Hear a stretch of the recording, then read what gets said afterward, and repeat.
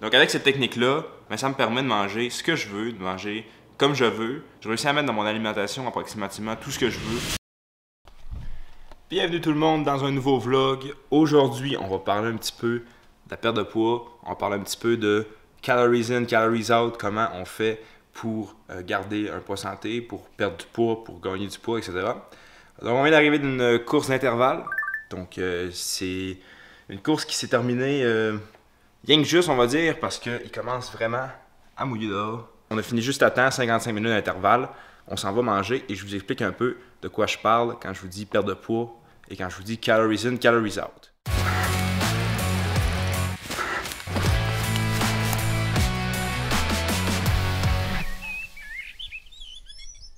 Le principe de base, là, quand on parle de perte de poids, gagner du poids, en fait, tout ce qui est changement de poids, le principe de base, c'est les calories qu'on mange versus les calories qu'on dépense. Personnellement, je réussis à manger n'importe quoi dans ma diète. Je réussis à manger les aliments que je veux, les repas que je veux, à tous les jours, et ce, en gardant un déficit calorique qui fait en sorte que je perde environ 1 livre par semaine, ou un petit peu moins, dépendamment des semaines. Mais je réussis à garder ce déficit calorique-là qui fait en sorte que je perds le poids que je veux perdre pour atteindre mon objectif. Et ça, c'est bien simple, ça passe par le fait de comprendre que les calories qu'on mange puis les calories qu'on dépense, c'est juste une équation. Il faut savoir balancer pour soit arriver en déficit à la fin pour perdre du poids ou soit arriver en positif, en surplus à la fin pour gagner du poids.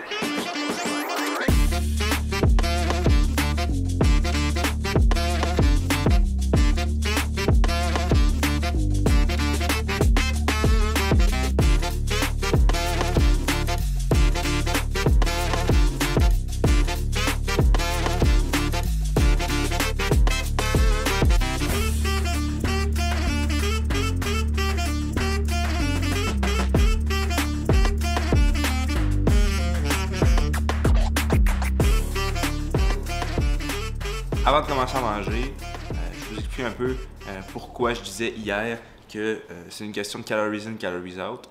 Premièrement, on vient de revenir de la natation, 40 minutes de natation et un 45 minutes de vélo. Donc on a fait un double, vraiment relax. C'était de la récupération et la natation, c'était la vitesse. Comme je vous parlais, je réussis à mettre dans mon alimentation approximativement tout ce que je veux en comptant mes calories et en m'assurant que je suis en déficit à la fin de ma journée et même à la fin de ma semaine.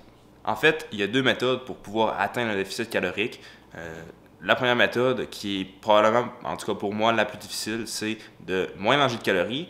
Et il y a la seconde méthode qui est de plus faire de sport, donc plus dépenser de calories pour justement balancer à la fin. Pour ma part, et ça c'est différent pour tout le monde, j'opte pour la deuxième option qui est de dépenser plus de calories pour pouvoir me permettre de manger plus, ce qui fait en sorte que je peux manger ce que je veux et au final, ce que je veux avec un petit peu de restriction, là, bien évidemment sur la quantité, mais je peux manger les aliments que je veux tant que ça rentre dans mes calories pour la journée. Fait que moi, j'utilise cette technique-là de faire 2 entraînements par jour. C'est sûr que je m'entraîne environ 2 heures par jour. 2 heures par jour peut équivaloir à 1200 calories, dépendamment du sport. 1200 calories dans une journée, quand ma limite est de 1700, ça me donne vraiment beaucoup de jeu pour pouvoir manger plus que je veux et pouvoir manger les aliments là, qui seraient un petit peu moins worth au niveau protéines et au niveau calories. Donc avec cette technique-là, le fait de faire plus de sport, surtout du cardio, là, habituellement, c'est ça qui brûle plus de calories, mais aussi l'entraînement en salle, mais ça me permet de manger ce que je veux, de manger comme je veux, tout en m'assurant là, que je ne dépasse pas mes calories, mais c'est assez rare quand je dépense beaucoup de calories dans une journée. Pour ce qui est de la première option, de moins manger de calories, c'est sûr qu'il y a des trucs qui peuvent être très utiles pour éviter d'avoir des petites fringales, d'avoir tout le temps de quoi à grignoter. C'est sûr que boire de l'eau beaucoup aide à justement ne pas avoir faim. Également, bien choisir ses aliments. Il y a des aliments qui sont vraiment pas worth en calories pour la quantité. Donc un truc là, c'est d'opter pour des aliments qui sont vraiment beaucoup en volume et qui remplissent beaucoup pour peu de calories. On parle par exemple du riz. Une tasse de riz, environ 500 calories pour une tasse de riz. Même moi, je suis pas capable de manger une tasse au complet si je mange juste ça. Fait que, tu sais, en mettant une demi-tasse de riz plus un repas, plus une protéine, ben vous avez un repas qui est vraiment bourratif et qui peut atteindre 400 calories au maximum, qui peut être vraiment low en calories, ce qui peut aider là, si vous avez une limite par exemple de 1700. Dans mon cas, je suis à 1750 calories. Fait que dans ce cas-là, c'est vraiment worth là, quand tu peux avoir un repas de 400 calories qui t'apporte beaucoup de protéines. Également, compter ses calories, c'est vraiment une bonne technique pour suivre sa progression puis pour pouvoir s'ajuster selon qu'est-ce qu'on mange dans une journée, autant pour prendre du poids, autant pour perdre du poids. Donc, il y a vraiment là un calcul des calories qui peut vraiment aider pour avoir une idée plus juste des calories qu'on ingère. On vient de revenir de notre petite course de 10 km pour le jeudi. Donc, on a un gym à faire après le souper. On va aller faire ça tout à l'heure. Je voulais revenir un petit peu sur ce qu'on a parlé au courant de la vidéo jusqu'à présent. Donc, premièrement, les calories in, les calories out, c'est le principe de base de la perte de poids ou du gain de poids. C'est vraiment là une simple équation entre les calories qu'on mange versus les calories qu'on dépense. On a parlé comment calculer les calories in en traquant les aliments, en rentrant ça dans des applications qui calculent pour vous, compter ses calories en fait. Comment calculer les calories qui sortent?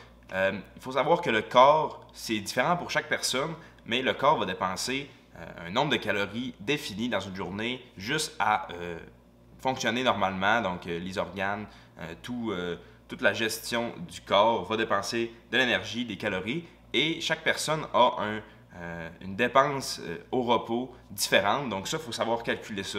Il y a des calculateurs sur Internet qui donnent une idée approximative, mais c'est sûr que le best, c'est vraiment d'essayer des déficits et des surplus pour voir si le poids il bouge. Puis après ça, on se situe un petit peu là, où se situe notre maintien. Fait qu'on appelle ça les calories de maintien. Donc quand on mange aux calories de maintien, on ne devrait pas perdre de poids ni gagner de poids, donc on devrait maintenir notre poids et que ça ne change pas.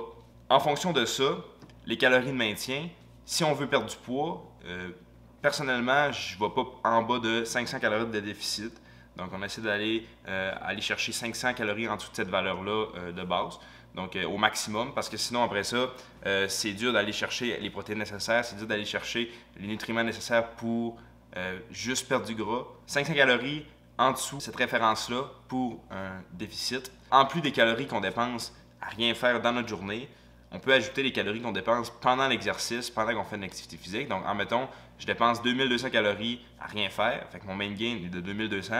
Si je dépense 600 calories à cause que je viens de faire une course, ben ça, je le déduis à mon nombre de calories que je mange. Donc, si je veux avoir un maintien, je vais manger 2200 calories. Et là, vu que j'ai dépensé 600, ben j'ai encore un autre 600 calories de libre. Donc, je peux manger 2800 calories dans ma journée et je vais être à maintien. Pour résumer la vidéo complète, je vais vous donner 5 astuces pour réussir à atteindre votre objectif de poids. Premièrement, c'est très recommandé de calculer ses calories pour avoir une vision globale de la situation et de pouvoir suivre. Dans ce sens-là, bien choisir ses aliments, donc des aliments qui sont beaucoup de volume pour peu de calories dans le cas d'un déficit. Et pour le contraire, la prise de masse, ben, juste à manger plus, des aliments qui sont caloriques pour moins de volume. Troisième astuce, si on veut manger plus, il faut bouger plus. Donc, si vous voulez vous permettre de manger plus, de manger des trucs moins worth en termes de qualité d'aliments, ben, je vous conseille de faire plus de sport. Comme ça, vous pouvez brûler plus de calories et donc manger plus.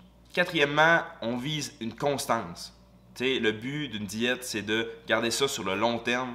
Il faut être capable de la garder sur le long terme. Dernièrement, il ne faut pas se priver. On est capable de manger tout ce qu'on veut. Si on met l'exercice, on peut manger plus de trucs. C'est ce qui conclut le vlog d'aujourd'hui. Donc, on se retrouve là, demain pour un autre petit sujet bien intéressant. Donc, sur ce, portez-vous bien. Bonne soirée à tout le monde et on se revoit prochainement.